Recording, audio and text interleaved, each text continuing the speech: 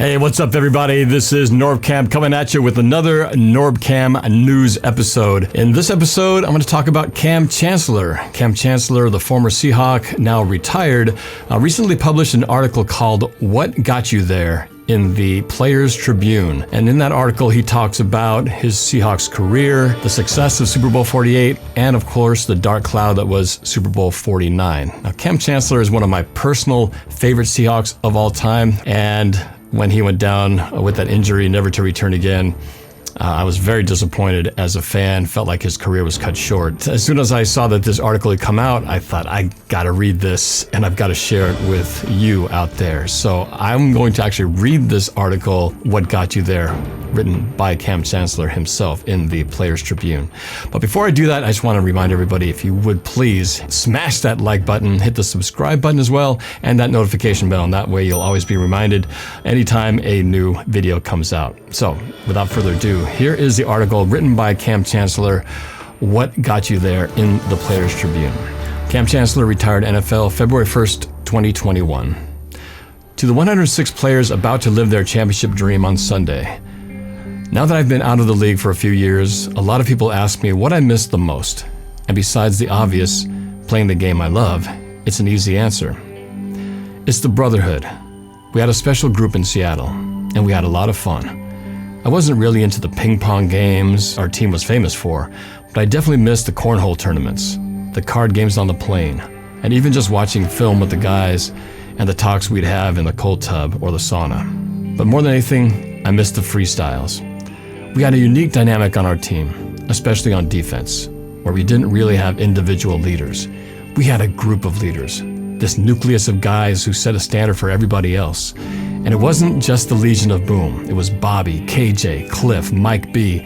There were a lot of us, and collectively we set the tone for a lot of the other guys. Some of the moments I took the most joy in were during practice, when the 2s and 3s would go in and the starters would be on the sideline, and we would just circle up and freestyle. Now, I'm not the best freestyler, but in those moments, when it was just me and my brothers, no judgment, I could just put some words together, man. I was all right. Sherman Mike B could hold it down pretty good too. They were probably the best. Guys really circled up around them. Then we had Earl in there for a minute, but he's a quiet guy, you know, so it wasn't really his thing. Byron Maxwell got in on it too. A lot of guys did. We even freestyled on game day. Sometimes it was a bunch of us. Other times it would just be me and Bobby on the sideline, suited up and ready to play, spitting out raps, just getting loose. It was just one of those things that we showed the younger guys that you can be serious about your job, but also have a little fun, as long as you still prepare like a professional. That joy is what led to our success. I think we got as much confidence from each other as we did from our preparation. I remember the morning before we beat the brakes off Peyton Manning and the Broncos and became world champs. I was downstairs at the hotel having breakfast. It was just me and Doug Baldwin, nobody else. And the TV was on. Now, by the time we got to New York, me and the guys were so tired of hearing about Peyton Manning and the Broncos offense that we would have been ready to play the minute we stepped off the plane if we had to. The disrespect was crazy, and we heard it all week long. Every interview was Peyton Manning this and number one offense that. So we're eating, watching this game day show. And you know how on those shows they got like 4 reporters or whatever, and their picks come up at the bottom of the screen? Well, on the one we were watching, 3 out of 4 people picked the Broncos. When me and Doug seen that, we literally stopped eating and just looked across the table at each other. He had this pissed off look on his face. I did too. And we just sat there staring at each other, nodding our heads like, okay, it's like that. I knew right then by the look in his eyes that the offense was going to be ready.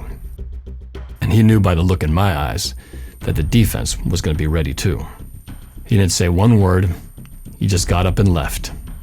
And that was it. That's the brotherhood right there. We were always on the same page. And we always had each other's backs. I recently went back and watched some highlights from that game. And there was one play, one moment that stood out to me above all the others. One that a lot of folks probably don't know about. It was early in the third quarter. We were up 29-0, and the Broncos came out in 11 personnel. That's 3 wide receivers, a running back, and a tight end. They were in twins right with Wes Welker in the slot. I was lined up on the opposite side over the tight end. At the snap, The tight end and wide receiver on my side ran go routes. From watching film, I knew the Broncos liked to stretch the field deep and bring Boelter across on a drag route underneath the zone. So I stayed with the tight end up the seam, keeping one eye on Peyton in the backfield. He looked my way, and then I felt Boelter slide into my zone underneath. I peeled off and got to him just in time to punch the ball out for the pass breakup. Boom! Incomplete. It was really just a regular play, but the best part was that on the film that I watched had some of the players mic'd up, and after the play, I heard Peyton say something like, "Man, that guy wasn't there all year." And right when I heard that, I literally jumped out of my seat and started yelling at my laptop like, "Man, I knew that play was for me." See, the Broncos had watched their film too, and they must have seen me stay with that tight end on the go route, so they thought Boelter would be clean underneath. They had designed that play specifically to beat me, but I sniffed it out. And I remember the week of that game at Media Day, Wes Boelter had said something about how he'd take anybody one-on-one in the slot anytime. You know we heard that. And you know Sherm heard that. Sherm was mic'd up that game too. And after I broke up that pass, Sherm went after Boelter talking about, "Don't you ever say you want one-on-ones with us! Don't you ever say that!" Even on the sideline, he was going at it saying, "Wes Boelter say he wanted us! You asked for a storm, you gonna get it!" He was all over Boelter, man. He was wild. He had my back, and we all had his.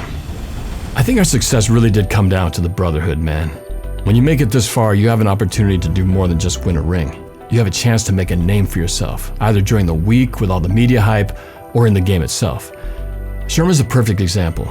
He was coming off that NFC Championship game against the 49ers where all of a sudden, everybody knew his name. "I'm the best corner in the game!" He wanted to make sure they still knew it after we played the Broncos. And he did that. But he didn't do it selfishly. On the field, he played for his teammates. He played for the brotherhood. And he balled out. It's easy to look at that spotlight and think you want to go get a piece of it. But one thing I've always said, and that our group always believed, is that it's always bigger and better when it's about everybody, when it's about the team. That's how you shine, man. You fight so much harder when you're fighting for the guy next to you, and you know he's fighting for you too. If there's a secret, that's it. I was among the fortunate ones who made it back for a shot at a second ring. And even though we weren't underdogs anymore and we weren't feeling that disrespect like we had the year before, we still had the same mentality. I was all in on film study. Marshawn was just there so he wouldn't get fined. And you could say Sherm was out there handling the media so that the rest of us didn't have to. We went out to handle our business. And we almost got it done again. To this day, people still ask me, "Why didn't you give the ball to Marshawn?" And to this day, I don't know. I never got a clear answer. All I know is that I was on the sideline, and right before the play happened, I saw our O-line coach Tom Cable take his headset off, throw it to the ground, and storm off. So I was like, wait, what's going on? Then I looked to the field and saw that we were on the 1-yard line, and I was like, oh, I know. We're about to give this to Marshawn. Then I saw Russ in the shotgun, and I was like, wait, what? And when I saw Russ pop up to pass it, I was as confused as anybody. I just couldn't believe it.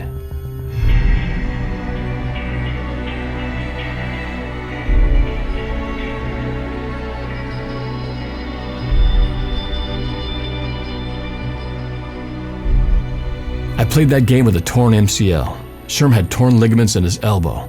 Earl had a torn labrum. A lot of us were hurting out there. But when there's a ring on the line, you push through it. Like I said, you play for the man next to you. That's how we did things in Seattle, man. We fought for one another and we believed in each other. But more than anything, we believed in the overall mission. I think that's why it was so tough for us to get over that loss. I'll just never understand the play. Even during my last few years in Seattle, it was like a cloud that hung over us. It haunted us like this constant, unseen, unspoken reminder that we just weren't on the same page anymore. I don't think we ever got that back. That's the thing about this game. Somebody's got to win, and somebody's got to lose. So to the guys preparing to play on February 7th, I'll leave you with this. Be prepared, control what you can control, handle your business. And most of all, be loose. Yeah, it's a big game, the biggest in our sport. But for what you're trying to accomplish, it really is just another game. So stick with what got you there. For me, it was the preparation, but it was also the brotherhood, The freestyling, the cornhole, the card games, the off-season basketball games at Sherm's house where we just cut loose and grilled out. All those things helped create the chemistry we had in our locker room, which impacted how we played together on the field. Our culture was a big reason behind our success. I'm sure that on some level, it's the same for your team. So congratulations on making it this far. Play for the man next to you and enjoy the whole experience, because the joy is in the journey, not just the destination. And it goes by fast. This week, this game, your career, everything. Believe me, it goes fast. Good luck. Cam.